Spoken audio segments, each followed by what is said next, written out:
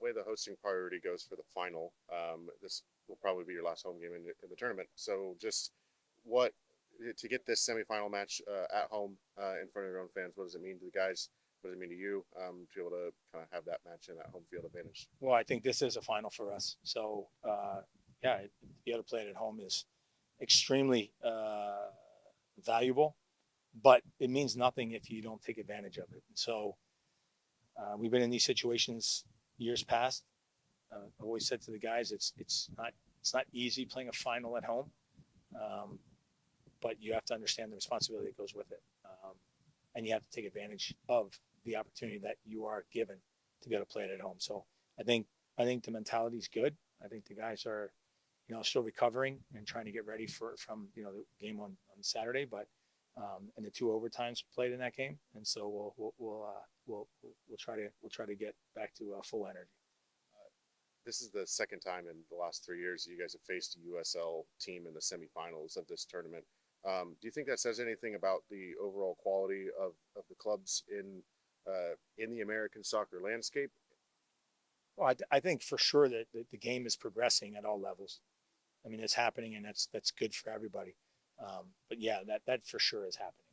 And then for kind of going after the way that one ended in 22, what lessons from the way that match played out and kind of the feistiness that a Sacramento team played with can you guys kind of carry over to how to approach this? Well, I think if you finish your chances, it's different. It's a different situation. We had way too many chances that we didn't finish, and then we put ourselves into a position where now you're at the mercy of penalty kicks. So the idea is to try to finish in 90 minutes and not have to go to overtime. But if you do, you got to do everything you can to try to win it there. What kind of team is Indy 11? A dangerous team in that very aggressive mindset, work hard all over the field, defend well. The guys have really accepted their roles and responsibility within the way that they play. And so they didn't get here because they can't play and they're not dangerous. They got here because they are. And so we're very well aware and we're incredibly respectful of that, and we'll be prepared for it. Some of the USL teams, when they come into games like this, they'll sit back a lot trying to counter and such forth. Do you expect that from them, or do you expect them to? I don't think so. I think they'll play like they do in all their games. They'll go after it. I think that's the way they're going to go for it. And why wouldn't they? Like I said, they're in the semifinal, and so they're going to go after it for sure. And this is a final. I don't care how you look at it. For us, it is. And both teams had games this weekend. Just how are you recovering? We're getting there. Yeah, we're getting there. We still have the rest of today and tomorrow. We have 24 hours, so I think hopefully we'll be there. Enough of the guys on this team were on that 22 team that lost in that semifinal. Do you think guys are going to be using that, like remembering that feeling to not let it happen again? Oh, they know. Yeah, they know for sure. It was a missed opportunity then, and you don't want to do that again. Similar to that, only two guys from your squad were on the team that won in 17. How much do you lean on those guys to let them know what this moment is? Yeah, I mean they can, and it's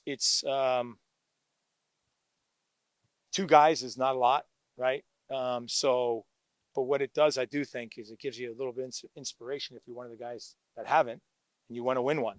And so I look at it more of a motivating factor that way, where those guys all would like to win when they're putting themselves in a good position to try to get there. But again, you have to go through this game, and this is a big hurdle. Just a health update memo. Memo's good. Yeah, he's good. He's ready. And then Joaquin, is there any chance he makes the bench? No. Especially when we're 18. No, not yet. I guess also, I never got the chance to ask you this after the match, but what did you think of Zoe in the midfield? Great. Yeah, he was very good. When he just gets his conditioning a little bit different, because it's different than playing left back, playing in the middle of the midfield. But for the time he was in, he was a monster. He started getting cramps. That's the reason why I took him out. But on all sides of the ball, he was tremendous. I think his athleticism, his strength, his ability to take space with the ball, his ball-winning capabilities, it was top class. Is that a spot we'll see him in more, or is that just a short term because of For sure. balancing games? For sure. Yeah. What led you to move him there? What's his strengths that made he's played there when he was in I can't remember, Romania, Bulgaria, wherever he was. It's one of those two. Romania. Yeah, there it is. Over there. No, those two. I always get those two mixed up. They just it's the way it is with me. But when he was there, they put him in the central part of midfield as well. And so we knew when he was coming here, they had a little bit in him. And when we kind of went down man wise, it was kind of a choice. And I said, let's try him in training, and he really showed very well. So keep going. It's great that we found somebody within the group that can play there as well as he does. It was just interesting having two guys played outside back this year. Now be the Yeah, for sure. Jake's a little different in that Jake spent his whole time in our academy. I think Zoe's a little different because he spent a lot of his career playing left back, but really only there played middle midfield.